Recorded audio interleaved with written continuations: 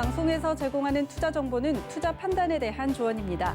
방송에서 제공하는 주식의 가치, 가격 상승 및 가격 하락에 대해서는 방송사에서 보장하지 않습니다.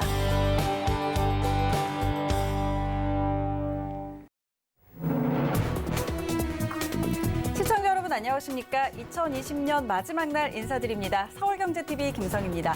2020년 올 한 해 코로나19로 참 많이 힘드셨을 텐데요. 얼어붙었던 한 해는 훌훌 털어버리시고 2021년은 황소걸음으로 우직하게 나아갈 탄탄한 투자 전략 세워보면 좋겠습니다. 신년 특집으로 정재훈 전문위원과 박원주 전문위원의 특별한 강의 준비되어 있는데요. 서울경제TV와 함께 알찬 연말연시 보내보시기 바랍니다. 자, 먼저 숫자로 보는 2021년 시장 전망이라는 주제로 정재훈 전문위원의 강의부터 만나보시죠.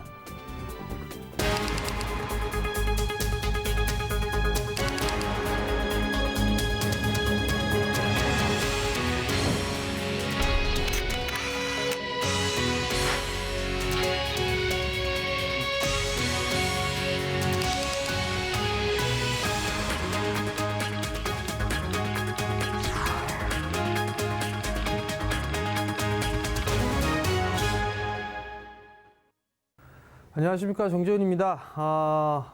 20년이 다 갔습니다. 그러면 이제 21년도 시장을 한 번쯤은 좀 예상을 해볼 그럴 시간이 좀 필요하죠. 그래서 좀 준비를 했습니다. 21년 시장 전망에 대해서 좀 살펴봐야 될 것 같은데요. 아무래도 21년 시장은 상당히 좀 좋은 이 견해를 좀 보이는 그런 얘기들이 좀 많지 않을까 싶습니다. 그래서 저는 주의해야 될 것, 체크를 해야 될 것, 그런 부분들을 좀 위주로 좀 말씀을 드릴 거예요. 대체로 업종이나 섹터 이런 부분들을 보게 되면 대부분 다 공통적으로 들어갈 수 있는 부분들은 IT가 좀 들어갔을 거예요. 그렇기 때문에 뭐 여기서 섹터 얘기는 다음 기회에 좀 말씀을 좀 드려보도록 하겠고요. 지금부터는 이제 시장 전망 중에서 체크를 해봐야 될 그런 부분들을 좀 말씀을 좀 드리도록 하겠습니다. 자, 우선 21년도 시장의 좀 체크 포인트를 좀 보게 되면 첫 번째로 좀 보게 되면 환율을 좀 체크를 해봐야 될 것 같아요. 지금 원화 강세가 여전히 좀 유지가 되고 있죠. 잠깐 원화 강세가 주춤해주는 그런 모습들을 좀 보여주고 있는데 여기에서 일단 기준점을 한번 좀 생각을 해볼 거예요. 기준점을 좀 체크를 해볼 거고 두 번째 부분들은 이제 고객 예탁금이에요. 수급으로 좀 볼 수가 있을 것 같은데 수급적으로 좀 보더라도 체크를 좀 해봐야 될 그런 부분들이 있을 거예요. 그 두 가지 그리고 맨 마지막으로 정부 정책 요 세 가지를 좀 볼 건데 여기에서는 아마 섹터가 좀 나오겠죠. 섹터가 좀 나올 거고 테마가 좀 나오게 될 거예요. 그럼 요 부분들을 좀 잘 보게 되면 내년도 시장에서도 좀 좋지 않을까 그렇게 좀 생각을 하고 있으니까 끝까지 좀 잘 시청을 해주시면 좀 좋을 것 같습니다. 자, 우선 21년도 증권사별 지수 상단을 좀 보게 되면 신한투자증권이 가장 공격적이에요. 3,150에서 3,200포인트를 좀 제시를 하고 있고요. 하나투자증권 같은 경우는 좀 보수적이에요. 2,100 하단으로 좀 잡고 있고요. 상단을 3,000포인트. 그 다음에 하이투자증권 같은 경우는 3,000포인트를 일단 상단으로 좀 제시를 하고 있다라는 점. 그리고 JP모건 같은 경우는 3,200이에요. 대체적으로 좀 보게 되면 3,000포인트를 넘어설 것이다라고 예상한 증권사들이 좀 대다수예요. JP모건뿐만 아니라 외국계 CS 쪽도 마찬가지로 지수 3,000포인트를 넘어갈 것이다라는 그런 얘기들이 있는데 공통적인 이유 뭐 이런 부분들을 좀 살펴보게 되면 첫 번째로는 경기 회복이에요.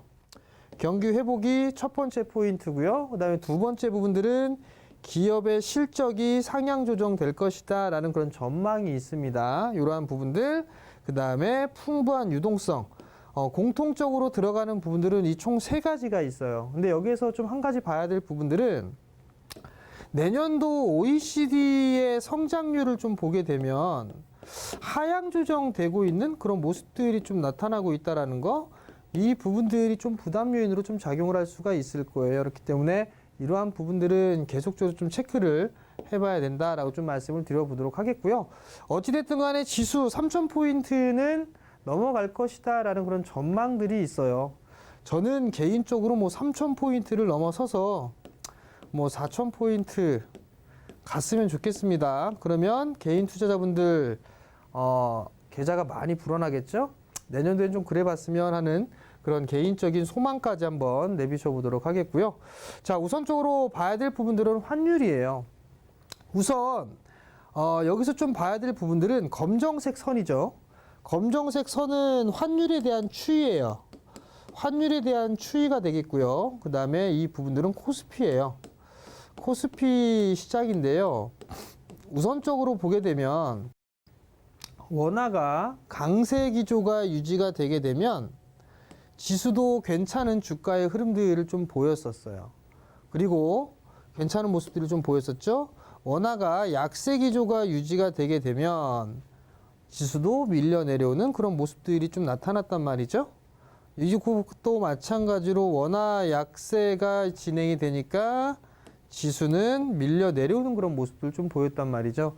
최근의 흐름들을 좀 보게 되면 원화가 급등을 하고 코로나 이슈가 있었어요. 그리고 난 이후에 점진적으로 원화 강세가 상당히 좀 가파르게 진행이 됐죠. 그러면서 지수는 사상 최고치에 근접하는 그런 모습들을 좀 보였단 말이죠. 일단 환율적인 부분들을 좀 체크를 해봐야 될 부분들은 달러 인덱스랑 같이 보시는 게 좀 좋을 것 같아요. 달러 인덱스 자체가 지금 계속적으로 밀려 내려오고 있죠. 그러니까 상대적으로 신흥국 쪽에 있어서의 통화가 강세가 나타나고 있는 그런 모습들을 좀 보여주고 있거든요. 그렇기 때문에 외국인 쪽에 있어서의 매수세가 유입이 된다라고 좀 보시면 좋을 것 같아요. 그러면 결국은 이 환율에 대한 부분들에 있어서 등락은 계속적으로 있을 거예요. 등락은 계속적으로 좀 있을 거지만 여기에서 체크를 해보는 그런 기준점을 좀 보게 되면 저는 개인적으로 박스권역에서 진행이 좀 되지 않을까라고 좀 말씀을 드리고 싶은데요. 원달러 월봉 차트예요. 월봉 차트를 좀 보게 되면 내년도 시장 같은 경우는 1150원 그리고 1050원 이 구간에서의 박스권역에서 좀 진행되지 않을까 싶어요. 뭐 요 정도 선으로 좀 볼 수가 있을 것 같죠? 그리고 이 1150원 요 자리대에서 하향 안정화되는 그런 모습들이 좀 나오지 않을까 그렇게 좀 말씀을 드리고 싶고요. 만약에 이 1150원을 강하게 돌파를 해주는 그런 모습들을 보여주고 다시 밀려 내려오는 그런 모습들 원화 강세 기조가 유지가 되지 않는다라면 수급 악화가 진행될 가능성이 좀 높아 보여요. 그렇게 되면 증시에는 부정적인 흐름들이 좀 나올 수 있다라는 거 그 부분들 좀 말씀을 드리고 싶은데요. 장기적인 트렌드를 좀 보게 되면 하향 안정화가 유지가 되고 있는 그런 사항들이에요. 어떻게 보면 박스권역으로 좀 놓고 볼 수가 있는 그런 사항들인데 그 기준 자체가 일단 1차적으로 1150원이에요. 1150원을 강하게 뚫어버리게 된다면 다시 1200원짜리 때까지는 다시 흐름들이 좀 나올 수밖에 없단 말이죠. 그러면 외국인 쪽에 있어서의 매도세는 지속될 수밖에 없는 그런 사항들이에요. 그렇기 때문에 이러한 부분들 원달러 환율 쪽에 있어서는 체크를 해봐야 되지 않을까라고 좀 말씀을 드리도록 할 테니까 이 부분들 좀 기억을 하시고요. 원달러 환율하고 같이 움직여주는 그런 모습들을 좀 보여주는 게 있어요. 이 부분들엔 없는 그런 상황이지만 참고로 좀 볼 수 있는 거는 빅스 지수예요. 빅스 지수 공포 지수라고 얘기를 하죠.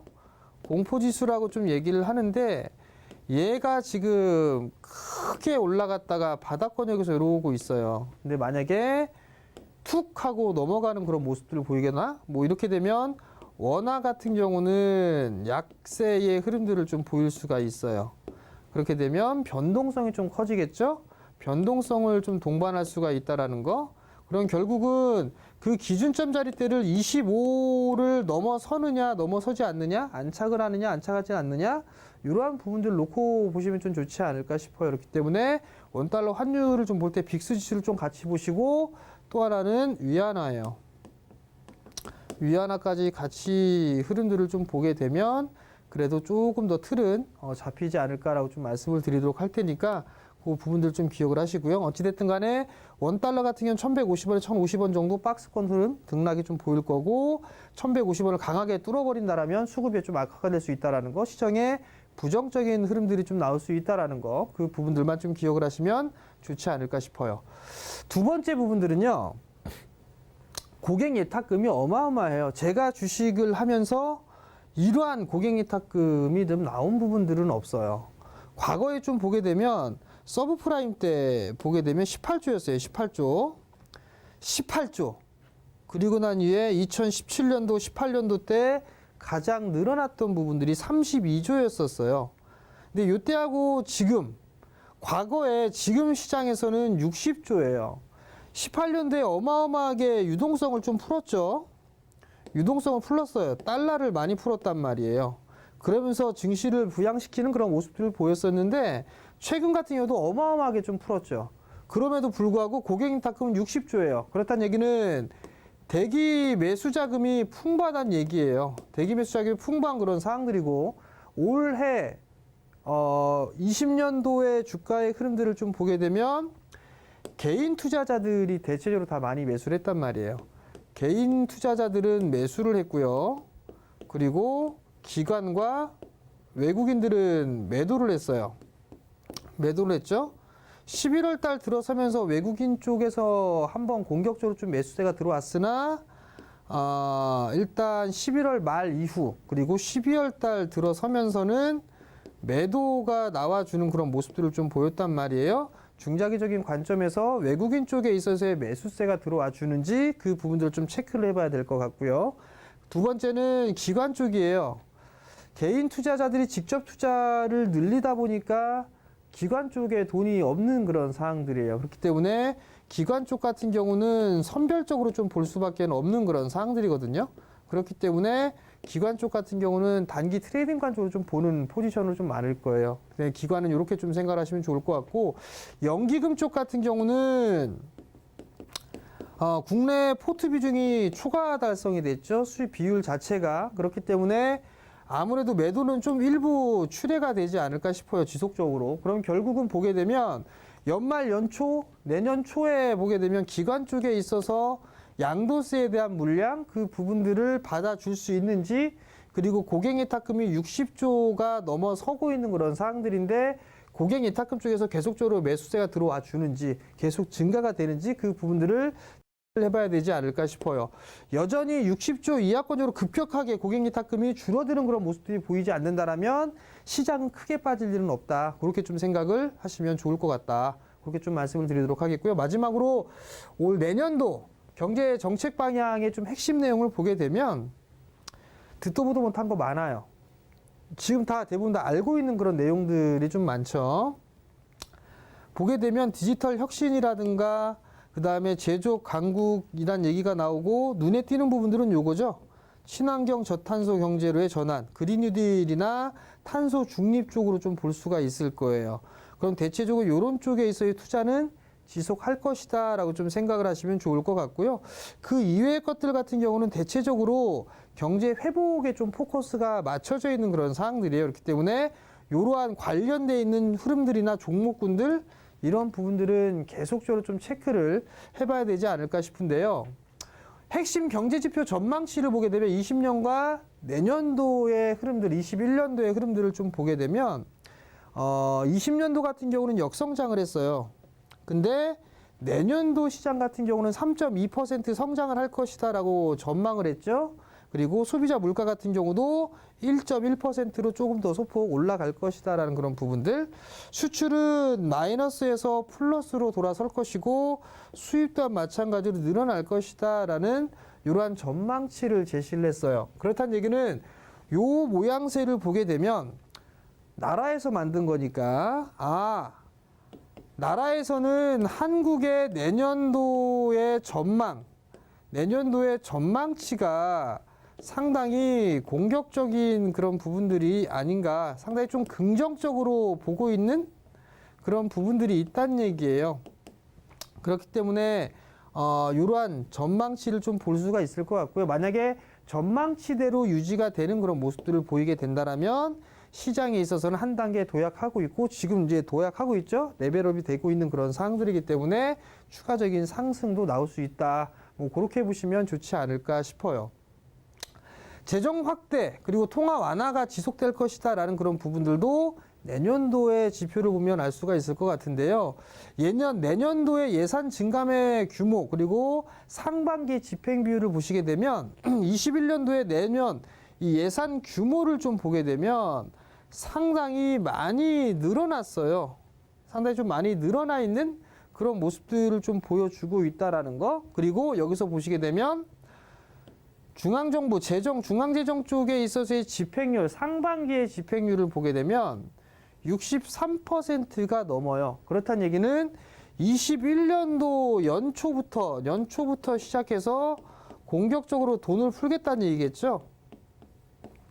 돈을 풀겠다라는 얘기는 바꿔서 얘기하게 되면 테마의 흐름들이 나올 수가 있다라는 얘기고, 정부 정책 쪽으로 있어서 밀고 가는 그런 섹터들 같은 경우는 다시 상승 시도가 나올 수 있다라는 얘기예요. 어찌됐든 간에 규모를 많이 늘려놨고, 그리고 집행률도 보게 되면 상반기에 집중적으로 하겠다라는 거, 그 부분들이 시장의 포인트가 되지 않을까 싶어요. 그러면 어떤 쪽에 있어서 집행을 하느냐, 혹은 정부는, 우리나라는 어떤 식으로 해서 사업을 할 거냐, 그 부분을 살펴봐야 될 것 같은데요. 핵심 신산업 5대 분야예요. 여기서 다들 한 번씩은 다 들어보셨을 거예요. 여기에서, 그죠? 다들 들어봤을 건데, 여러분들이 고를 때 참고를 해야 될 거는, 이게 분명히 내년도에 테마의 흐름들이 나올 거예요. 테마의 흐름들이 나올 건데, 여기서 봐야 될 부분들은 상승을 했느냐, 즉 많이 올랐느냐, 아니면 못 올랐느냐, 요거 체크하세요. 못 올랐느냐, 요것만 체크하면 될 것 같거든요. 자, 그럼 하나씩 좀 볼게요. 최근에 12월 달 들어서면서 많이 올라갔던 그런 섹터들이나 테마성의 흐름들을 보게 되면 바이오, 의료 사업 쪽에 있는 종목군들이 좀 많이 올라갔어요. 그죠? 뭐 셀트리온 그룹주들이라든가 삼성바이오로직스라든가 아니면 진단키트라든가 뭐 이런 것들, 뭐 대웅제약이라든가 이런 애들 올라갔어요. 대체적으로 코로나에 대한 부분들이 있었죠. 코로나에 대한 관련주들이 많이 움직였단 말이에요. 헬스케어 쪽도 마찬가지죠. 뭐 원격 진료라든가 이런 쪽에 있어서의 기업들이 많이 상승을 했어요. 그죠? 그럼 여기에서 의약품 쪽, 의료기기 쪽은 조금 적게 올랐단 말이죠. 그러면 여기에서 못 올라간 흐름들은 의료기기라든가 이런 쪽의 흐름들을 좀 놓고 볼 수가 있을 것 같아요. 그러면 이런 관련주들은 한 번쯤 연초에 좀 체크를 해봐야 되겠죠. 그 다음에 그린 산업이에요. 그린 산업을 좀 보게 되면 풍력이 있고요. 태양광이 있죠. 수소 쪽이 있고요. 이런 쪽이 있단 말이에요. 게다가 뭐 2차 전지 뭐 이런 쪽이 있단 말이죠. 그린 산업이니까. 그럼 여기서 보게 되면 풍력은 이미 시세가 많이 나왔어요. 왜냐하면 얘는 숫자가 나오니까. 숫자가 나온다는 얘기는 실적이 나온다는 얘기잖아요. 그죠? 가장 확실하니까 얘가 치고 나간 그런 부분들이고, 태양광 많이 못 올라갔어요. 대표적으로 뭐 OCI 볼 수가 있겠죠? OCI 이제 꿈틀거리고 있는 그런 모습들 좀 나와주고 있죠? 폴리실리콘. 치킨 게임에서 살아남았어요. OCI가. 그러면 못 올라갈까요? 얘 올라갈 수 있단 말이에요. 그러니까 그 부분들을 좀 기억을 하시고요. 그러면 태양광 쪽에 못 올랐고요. 수소 쪽 같은 경우도 한 차례 시세 흐름들이 나오고 쫙 쉬어가고 있죠. 내년도에 아마 정부 정책이나 이런 부분들 또 나오기 시작할 거예요. 왜? 연초에 집행할 게 많으니까. 그러면 수소 쪽에 있어서 1차 상승기 끝나고 긴 조정받으니까 수소 쪽도 여전히 테마를 탈 수가 있겠죠. 그리고 2차 전지 쪽 같은 경우는 계속 장기적으로 좀 봐야 되겠죠. 얘네들은 진행형. 뭐 이렇게 좀 보시면 좋을 것 같아요. 그러면 여기서 좀 봐야 될 거 수소. 그 다음에 태양광. 이 정도 좀 봐야 될 것 같고요. 그 다음에 여기에서 또 번외적으로 좀 보게 된다라면 어떤 섹터들이 좀 있을까요? 2차 전지 뭐 이런 쪽은 진행형, 현재 진행형 뭐 이 정도 좀 보시면 좋을 것 같고요. 기반 산업의 스마트화 보면 스마트 도시나 스마트 그린 산단, SOC 스마트화, 자율주행차, 드론, 공유경제 이런 게 있어요. 드론은 조금 약해요. 자율주행 쪽은 들썩거리다 제자리 오죠? 요건 내년도에도 봐야 됩니다. 내년도 시장에서도 여전히 봐야 된다라는 거, 그 부분들을 좀 기억을 하시고요. 그러면 요 부분들에서 일단 하나 정도를 좀 보게 되면 요 정도를 좀 보면 좋지 않을까 싶고요. 그 다음에 이제 비대면 사업 쪽 같은 경우는 많이 올랐어요. 얘네들 같은 경우는 사실 많이 올랐던 상승을 했던 그런 기업들이기 때문에 요건 과감하게 제껴놓도록 하겠습니다. 그럼 마지막으로 DNA 산업이 좀 있을 거예요. 빅데이터, 인공지능, 지능형 로봇, 핀테크 이렇게 좀 있죠. 핀테크 제 같은 경우는 아마 저 이슈가 있을 거예요. 카카오뱅크에 대한 부분들 때문에 이쪽에 있어서는 여전히 상반기보다는 1분기보다 2분기 쪽에 좀 보시는 게 좋을 것 같고요. 지능형 로봇 한 차례 시세 끝나고 나서 다시 꿈틀거리고 있죠. 연초에 내년도에는 좀 봐야 될 섹터가 될 거예요. 인공지능 같은 경우도 여전히 좀 봐야 될 것 같고요. 빅데이터 같은 경우는 사실 좀 많이 올랐어요. 많이 올랐던 그런 부분들이기 때문에 뭐 빅데이터 쪽에서 좀 보게 된다라면 뭐 다우 기술이라든가 다우 데이터라든가 이런 기업들의 실적 상당히 좋은데 못 올라갔단 말이죠. 그럼 이러한 종목군들 좀 보면 좋지 않을까 싶어요. 자, 그러면 테마 형성이 가능한 섹터군이나 이런 부분들을 보게 된다라면 로봇 관련주들 한번 봐야 될 것 같고요. 이쪽은 다 제껴놓고 그 다음에 자율주행차라든가 이런 쪽 한번 보면 좋을 것 같고요. 여기에서는 태양광 쪽 얘기하고 수소 쪽 얘기 나왔잖아요. 그죠? 요 정도 좀 보고 있고 현대 진행형의 2차 전지 이런 부분들을 좀 볼 수 있을 것 같아요. 기반산업 스마트화나 요 부분들을 그리고 포괄적으로 자율주행이나 드론이나 그 다음에 녹색 인프라, 디지털 헬스케어라든가 지능형 로봇, 인공지능 요 부분들에 있어서의 공통적인 부분들은 5G가 있을 거예요. 5G 2차 전지는 여전히 진행형이고 나머지 부분들을 가지고 테마성 흐름들이 좀 나올 수 있다라는 거, 그 부분들을 좀 기억을 하면 좋지 않을까 싶습니다. 결국 뭐 요 정도까지 좀 보게 되면 나름대로 좀 괜찮을 것 같고요. 결론이에요. 21년도 내년도의 투자 기회는 여전히 있다라는 부분을 좀 말씀을 드리고 싶고요. 유동성에 대한 확대로 투자의 기회는 지속될 것이다라는 그런 부분들이에요. 포인트는 금리 인상을 언제 할 것이냐, 이 부분들을 좀 체크를 해보면 되지 않을까 싶고요. 네, 선진국보다는 신흥국에 있어서의 재평가가 좀 나와주고 있다라는 거, 국내 쪽에 있어서 만성적으로 저평가를 좀 받았던 부분들은 지정학적 리스크도 있었던 그런 부분들이지만 배당에 좀 상당히 인색했어요. 근데 배당을 좀 많이 늘립니다. 배당이 아마 배당 성향이 30%까지 늘어났어요. 최고치입니다. 결국 배당이 늘어난다라는 얘기는 관심을 갖기에 충분하다라는 얘기예요. 그렇기 때문에 재평가가 좀 기대가 된다라는 부분들이고요. 정부 정책에 따른 테마군이 형성되고 있다라는 이 부분들은 내년도에 집행되는 부분들이 상당히 상반기에 공격적으로 이루어질 수 있다라는 거, 이 부분들을 생각하시면 좋을 것 같아요. 그리고 지수보다는 종목 그리고 섹터에 집중하자라는 이 말씀을 좀 드렸는데 유동성이 너무나 풍부하다 보니까 빠질 때를 기다리지만 지수가 잘 안 빠져요. 그렇다는 얘기는 변동성이에요. 변동성을 활용을 해서 내가 사고 싶었던 종목군들, 그런 종목군들 저가에 매수하면 좋을 것 같고, 그 매수하는 종목군들의 기본적인 베이스는 숫자입니다. 즉 실적이라고 좀 보시면 좋을 것 같아요. 숫자 나오는 주식은 절대로 배신하지 않는다라는 걸 기억하시면 좋을 것 같고요. 마지막으로 주식으로 적금하세요. 코로나 때 3월 달에 말씀을 드렸을 거예요. 은행 적금보다는 주식으로 적금을 매달 꾸준하게 넣다 보게 되면 아무래도 배당도 받고 시세 차익도 노릴 수 있고 두 마리의 토끼를 좀 잡을 수 있지 않을까, 그렇게 좀 판단이 되니까 이러한 부분들 좀 잘 기억을 하셨으면 좋겠습니다.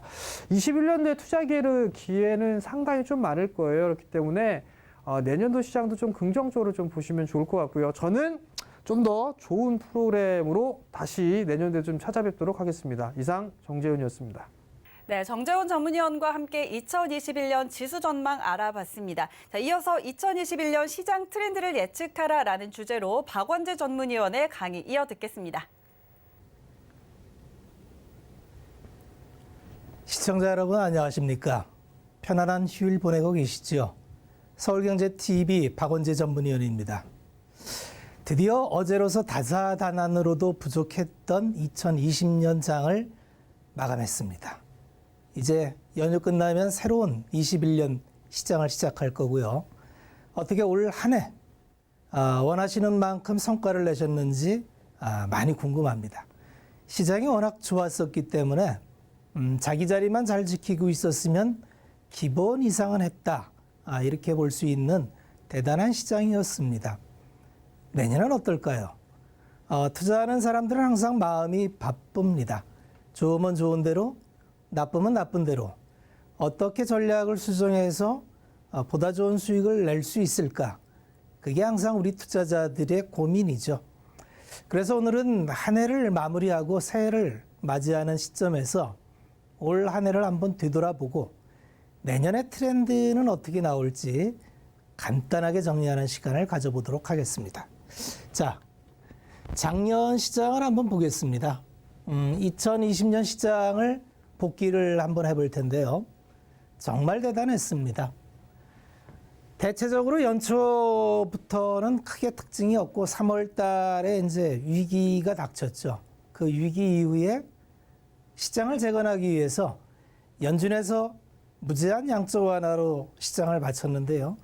그 이후의 흐름을 제가 이제 서울경제TV에 출연을 하면서 트렌드라는 걸로 설명을 했었죠. 시장이 붕괴가 됐습니다. 우리는 이제 이게 공식이 돼버렸어요. 시장이 붕괴되면 연준이 나타난다. 연준이 가만히 있지 않고 재건 플랜을 반드시 줍니다. 그래서 코로나19로 인해서 세상이 멈춰버렸는데 이대로 멈춰버리면 공황으로 가겠죠. 그래서 그대로 둘 수 없어서 연준에서 재건 플랜으로 양적 완화를 합니다.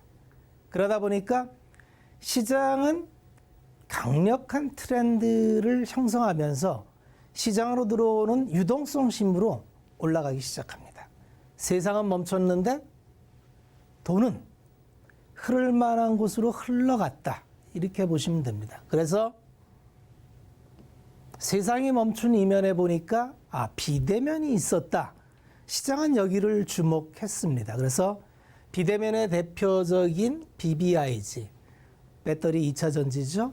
바이오 제약, 인터넷, 게임 이런 주식들로 3월 저점을 찍고 쭉 올라가는 흐름을 보여줬습니다. 자, 투자자들은 이때까지만 해도 의심을 했죠. 3월 달에 워낙 크게 혼났기 때문에 시장이 이대로 가는 거야? 굉장히 혼란스럽게 쳐다보면서 계속적으로 시장에선 인버스라는 거에 대한 상품이 미련을 갖고 계속 따라옵니다. 제가 5월 달부터 지속 말씀드린 게 있죠. 이 시장은 트렌드가 형성됐고 이 트렌드는 과거의 예를 보면 굉장히 오래 간다. 적어도 12개월에서 36개월 동안 흘러가는 걸 과거에 의해서 알 수 있었고 이 트렌드는 굉장히 길게 간다는 걸 믿어라. 그리고 또 하나, 제발 이런 유동성장의 강력한 트렌드 하에서 역주행할 생각을 하지 말라는 얘기를 했던 것 같습니다. 인버스라는 거는 지워라. 인버스를 넣다가는 이 좋은 시장에서 아무것도 못 해보고 홀로 소외감을 느낄 확률이 많다. 이런 얘기를 했던 것 같습니다. 그 다음에는 6월 달 돼서 유럽에서 경제재건 플랜으로 탄소 제로를 내세웠습니다. 그때 다시 수소라는 그린 수소라는 게 강력한 테마로 흘러왔고요. 더불어서 2차 전지가 같이 힘을 받는 그런 흐름을 지켜줬습니다. 신재생 흐름이 나왔죠. 이 흐름도 간단치 않으니 반드시 주목해보라는 얘기를 했었죠. 그 다음에 흐름은 어떻게 갔을까요? 네. 코로나19는 미중위의 사태였죠. 인류가 전혀 예측하지 못한 시점에 아무도 예상하지 못한 방법으로 인류한테 찾아와서 굉장히 강력한 고통을 주었는데 두 가지 함의가 있습니다. 인류는 멈추지 않아요. 이 코비드-19과 전쟁을 해야 됩니다. 극복해야 된다는 거죠. 천문학적인 자금이 투입될 수밖에 없었고요. 그동안의 의료는 대체적으로 치료 중심의 시장이었습니다. 환자가 아프면은 병원에 가서 치료받으면 된다. 기존에 이게 의학계의 패턴이었는데 치료 중심이 사전 진단 쪽에 무게중심을 굉장히 실어두면서 진단 시장이 엄청나게 폭발적으로 성장합니다. 이게 트렌드입니다. 그래서 시젠이라는 기업을 제가 방송에서 계속 얘기했던 기억이 납니다. 이 트렌드를 믿었다면 꽤 괜찮은 성과를 거뒀을 거고요. 그 다음에 의료기기. 열을 감지하기 위해서는 엑스레이 시스템이나 적외선 감지 시스템 같은 의료기기가 폭발적으로 성장을 했겠죠. DR잼이나 이런 기업들이 해당이 될 겁니다. 그 다음에 코비드-19는 극복을 해야 되겠는데 두 가지가 필요합니다. 즉시 치료할 수 있는 치료제가 필요하고요. 바이러스이기 때문에 백신이 필요했습니다. 이때부터 각 나라 정부는 의료협회와 제약회사와 협의해서 무제한적으로 지원할 테니 개발해봐라. 지원을 합니다. 주식시장에서는 한 가지 불변의 진리가 있습니다. 돈이 투입되면은 결과가 나옵니다. 인풋, 아웃풋이 나온다는 상식입니다. 이때부터 시장에서는 치료제 중심으로 굉장히 제약 바이오주들이 따라가죠. 처음에는 해외를 쫓아가서 이러이러한 증상에 맞는 걸 샘플링으로 적용해 봤더니 잘 맞더라. 이런 유사 치료제가 많이 나옵니다. 그래서 나마스 파트나 뭐 이런 렘데시비르나 이런 적용증이 맞는 그런 제약사들이 시세 탄력이 굉장히 좋았었죠. 그 다음에 백신도 자체적으로 개발을 하고 그 이후에 나왔던 게 또 새로운 흐름이 있죠. 백신은 바이러스를 치료하다 보니까 단백질 배양이라는 아주 독특한 제조 공정을 필요로 합니다. 제조는 실험실에서 신물질을 개발하는 거하고 또 다른 영역입니다. 굉장히 섬세한 공정이 필요하고요. 그러다 보니까 기왕에 강점을 보였던 대한민국의 CMO 기업이 굉장한 수혜를 받기 시작하죠. 주로 SK의 파이프라인이 많겠습니다만 제가 쭉 드리는 말씀이 무슨 말씀인지를 정리해드리면 시장은 트렌드가 있다는 겁니다. 이 트렌드를 짚고 이 트렌드를 따라갔을 때 엄청난 보상이 따르더라. 지난 1년 동안 방송에서 내내 해드렸던 말씀이고요. 백신이 나온 이후에 시장은 다시 경제가 정상화될 거를 선방향에서 기대하면서 반영되기 시작했습니다. 그 얘기인즉슨 시장에서는 수요가 살아나기 시작했다는 걸 보기 시작했습니다. 코비드-19으로 멈췄던 세상에 인류의 욕구는 언택트 너머에서 계속적인 수요의 증가를 보냅니다. 집안에만 갇혀 있다 보니까 너무 답답해요. 소득은 고임 근로자 같은 경우는 줄지 않았는데 바깥에 나가서 돈 쓸 일이 없습니다.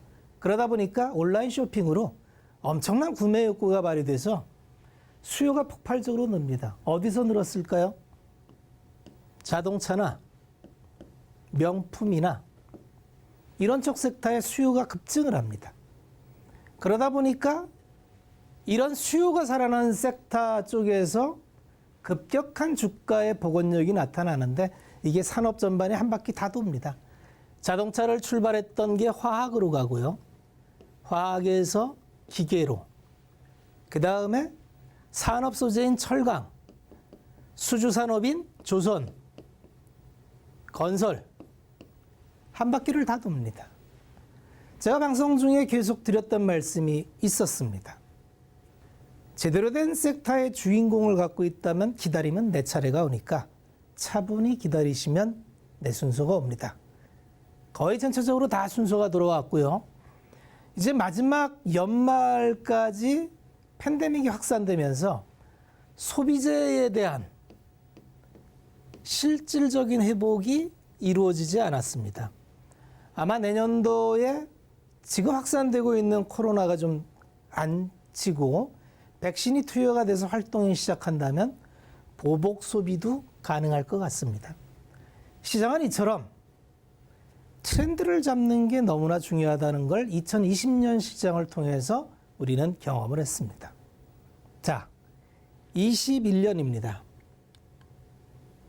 21년은 어떤 섹터가 강할까요? 20년을 다시 한번 정리해보면 어떤 한 섹터만 가졌어도 성과가 어땠느냐? 진단키트는 340%의 성과가 났습니다. 제가 시즌에서 드렸던 추천 종목과 목표 가격도 한 300%가 난 것 같고요. 한 섹터만 제대로 잡았어도 아마 우리 시청자분 계좌는 따뜻한 성과를 냈을 겁니다. 질병 관련해서 치료제, 백신 이런 거죠. 259%. 수소, 풍력 테마가 200%. 백신 치료제 180%. 태양광, 바이오 이런 수준으로 굉장히 강력한 성과가 났습니다. 시장 평균으로 코스닥 같은 경우는 40% 넘게 상승을 했기 때문에 이만큼 테마는 강력하다는 걸 확인할 수 있었습니다. 자, 우리는 이제 연휴 끝나고 21년을 맞이해서 또 어떤 트렌드가 있을지 준비해 봐야 됩니다. 자, 시장은 또 어떤 흐름을 가질까요? 자, 지난 12월 달에 각 증권사에서는 21년 시장을 예측을 했습니다. 적게는 2,800에서 많게는 3,200까지 줬는데 이미 시장은 뛰어넘었습니다. 이미 증권사가 추정한 치를 이미 넘어버린 지수가 된 경우가 많았고요. 그럼 시장이 멈출까요? 예측은 예측일 뿐이고 현재 시장을 정확하게 진단하지 않으면 대응하기가 어렵습니다. 지금 시장은 누가 뭐라 해도 유동성장입니다. 유동성을 제공했던 근거는 연준이었고요. 연준이 유동성을 제공하기 위해서 통화 팽창뿐만 아니라 금리를 제로로 만들었고요. 미국이 부양책을 계속하기 때문에 드디어 미국 일방적인 10년의 상승 사이클을 끝내고 이머징을 주목하기 시작했습니다. 원화 강세는 지속될 확률이 많겠죠. 자, 그렇다면 여전히 자산 가격은 상대 가격이라고 말씀을 드렸는데 금리가 저금리에서 계속 움직인다면 여전히 채권 시장보다는 주식 시장의 매력이 있을 겁니다. 계속 주식 시장으로 유동성이 들어올 수 있는 환경은 지속된다고 봐야 되고요. 더군다나 미국이 계속적으로 재정 정책으로 통화를 푼다는 것은 달러가 강세로 가기 어렵다는 얘기고 그거는 대한 시장을 이머징으로 찾을 거고 중국 시장 개방과 더불어서 아마 이머징 쪽으로 자금이 향하는 거는 21년도에 트렌드가 될 확률이 많습니다. 그 출발점은 연준의 정책입니다. 연준에서 양적 완화를 계속 유지하고 있는지, 계속적으로 채권 매입을 해주는지, 금리 기조를 저금리를 유지하려고 일드 커브 컨트롤을 통해서 정책적 통제를 계속하는지 계속 체크해 봐야 됩니다. 이게 체크돼서 이 환경이 유효하다면 21년 시장도 여전히 유동성 시장이 지배할 거고요. 다만 20년처럼 기다리면 무조건 먹는 시장은 아닐 겁니다. 변동성이 좀 있다고 봐야 돼요. 왜 그러냐면 싸지는 않습니다.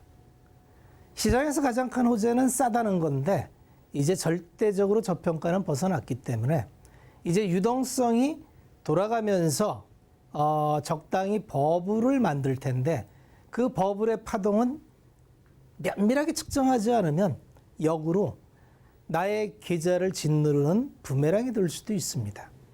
굉장히 신중한 투자가 필요하다는 얘기죠. 그래서 두 가지 방법이 있습니다. 21년 시장을 바라볼 때 누구나 동의하는 한 분야가 반도체입니다. 반도체를 이구동성으로 좋게 하는 이유는 슈퍼사이클이라는 얘기입니다. 반도체는 그 특성상 한번 방향을 잡으면 상당 기간 유지되는 그런 성향을 가집니다. 왜 그러냐 하면 수요가 나타나기 시작하면 그 수요는 계속적으로 수요를 불러오고요. 공급은 이미 D램 같은 경우는 3사의 과점이 완성됐습니다. 수요가 살아난다 해서 공급량을 폭발적으로 늘리는 구조가 아니라는 얘기죠. 가격으로 인상될 수가 있고요.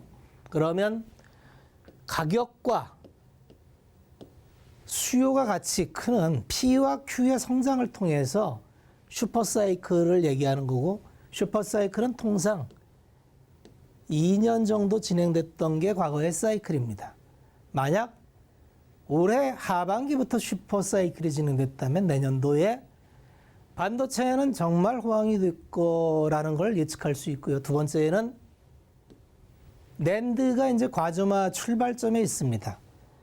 D램만큼 과점화가 안 돼 있기 때문에 하이닉스가 인텔의 낸드 사업부를 인수받았죠. 그래서 하이닉스가 당장 2, 3위권을 유지하고 있습니다. 여기까지는 전통적인 메모리예요. 우리가 주목해보는 건 반도체 섹터에서 주목해보는 건 파운드리, 비메모리, 시스템 반도체입니다. 이쪽이 메모리 시장보다 훨씬 큽니다. 근데 그동안에 우리는 이쪽은 사실은 우리 영역이 아니라고 봤어요. 근데 삼성전자가 EUV 공정으로 더 이상 미세 공정을 진행할 길이 없어요. 그래서 미세 공정을 7나노 이상 들어가려면 EUV 공정을 적용해야 되는데, EUV 공정이라는 건 익스트림 얼터너티브 바이올렛, 초극단파로 파장을 그린다는 겁니다. 이거는 공급할 수 있는 노광 장비라는 게 필요한데, 노광 장비를 공급하는 회사는 전 세계에서 ASML 회사 하나밖에 없습니다. 수작업으로 제작을 하고요. 1년에 산출할 수 있는 기계가 아주 한정적입니다. 올해 36대 생산을 했고요. 내년도에 생산할 수 있는 캐파는 47대입니다. 공정을 하고 싶어도 기계가 없어서 못합니다. 이 시장이 폭발적으로 성장하고 있어요. 지금 할 수 있는 회사는 TSMC와 삼성전자밖에 없습니다. 두 회사가 앞으로 폭발적으로 성장하는 이 시장을 나눠먹는 D램의 독과점보다도 훨씬 강력한 독과점 카르텔이 이제 시작된다는 겁니다. 그러면 삼성전자가 지금까지 반도체 사이클에 따라서 시크리컬 기업이다 라고 할 수가 없다는 겁니다. 삼성전자의 상단을 지금까지는 PBR 밸류로 1.8배가 상단이었는데, 어쩌면 내년에 이 상단을 뚫는 모습을 우리 시청자 여러분이 볼지도 모르겠습니다. 그렇게 된다면 지수 상단은 의미가 없습니다. 지수가 3,000을 넘어 4,000을 갈 수도 있는 거고, 그 얘기인 즉슨 삼성전자가 10만을 넘어 15만 원이 갈 수 있다는 얘기입니다. 왜 그러냐면 삼성전자가 성장주가 될 수 있다는 얘기죠. 그게 불가능할 것 같습니까? 트렌드는 정확하게 읽어야 됩니다. 파운드리와 시스템, 파운드리는 위주로 제작을 해준, 주문 제작을 해주는 걸 얘기하고요. 이외에 삼성전자의 파운드리는 대체적으로 내재화가 한 50% 되고요. 삼성전자의 엑시노스 노트 AP 프로세서 이걸 하고요. 최근 들어서 TSMC가 더 이상 수주를 받지 못합니다. 캐파가 풀로 찼어요. 삼성전자로 들어오는데 대체적으로 엔비디아의 칩, 엔비디아의 그래픽 카드, 그 다음에 인텔, 그 다음에 어디죠? 애플. 여기도 어플리케이션 프로세서를 주로 하는데 이런 것들을 드디어 삼성전자에 주문을 주기 시작했습니다. 이 얘기인 즉슨 이 시장은 굉장히 폭발적으로 성장할 잠재력이 있고, 할 수 있는 회사는 전 세계에서 두 회사밖에 없다. 그래서 반도체는 꼭 봐야 되는 섹터입니다. 마찬가지로 이제 올 한 해 내내 시장이 화두였던 가치와 성장입니다. 가치와 성장주의 논리가 21년에도 뜨겁게 달굴 겁니다. 자, 산업 사이클이 어떻게 될까요? 수요 회복이 된다고 했습니다. 수요 회복은 21년에도 계속 확인이 될 겁니다. 생각지도 않게 화학 섹터의 스프레드가 굉장히 좋습니다. 그것뿐만 아니라 커머더티, 원자재 가격도 다 오르고 있습니다. 다 오르는데 수요가 늘어난다. 가격 전가가 가능한 섹터는 꽤 괜찮은 사이클을 그릴 확률이 많습니다. 여전히 화학은 최고의 스프레드를 유지하고 있고요. 철강도 철광석이 말도 안 되게 급등하는데 이게 그대로 열형 가격 인상으로 전가가 됩니다. 전방산업인 자동차, 조선, 건설의 수요가 살아나고 있습니다. 여전히 봐야 될 섹터가 많고요. 가장 중요한 거는 미중 무역 분쟁은 이제 극단적으로 치닫기는 어려울 겁니다.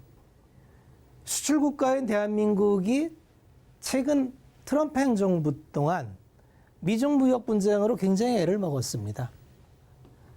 아마 거친 설전은 끝날 거고요.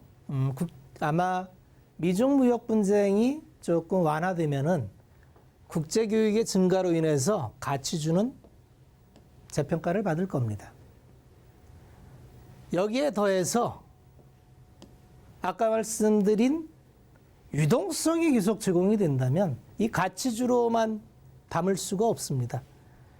꿈이 계속 필요할 겁니다. 성장주도 계속 갈 겁니다. 어떤 성장주가 있죠? 똑같습니다. 제약바이오는 여전히 계속 자금이 투여됐기 때문에 나올 거고요. 2차 전지 성장도 지속될 겁니다. 5G 본격적으로 하겠지요. 신재생, 수소 섹터도 이제 시작이라고 봐야 됩니다. 작년에 이어서 올해도 가치와 성장이 어우러지는 이러한 트렌드는 계속 갈 거고 이 파동을 잘 잡으면 내년 한 해도 올해처럼 여전히 성장과 가치가 같이 갈 겁니다. 단 하나 주의를 하셔야 될 게 변동성이 수반할 겁니다. 왜 그러냐면 싸지가 않습니다. 올 한 해는 다 쌌기 때문에 기다리면 내 순서가 왔어요. 내년 시장은 이제 싸지 않습니다. 밸류에이션을 정확하게 하지 않으면 낭패를 볼 수가 있습니다. 시청자 여러분, 준비되셨습니까? 새해에도 서울경제TV에서는 저를 포함한 여러 전문위원들이 나와서 시청자 여러분들과 같이 할 것입니다. 자, 연휴 잘 보내시고 새해 서울경제TV와 다 함께 한 해를 정진해 보시죠. 감사합니다. 네, 박원재 전문위원과 함께 2021년을 주도할 업종 트렌드에 대해서 자세히 알아봤습니다.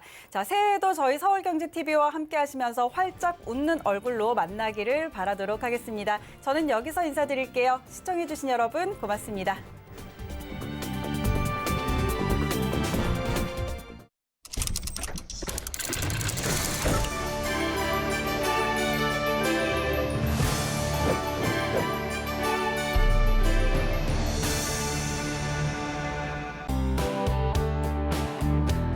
본 방송에서 제공하는 투자 정보는 투자 판단에 대한 조언입니다. 방송에서 제공하는 주식의 가치, 가격 상승 및 가격 하락에 대해서는 방송사에서 보장하지 않습니다.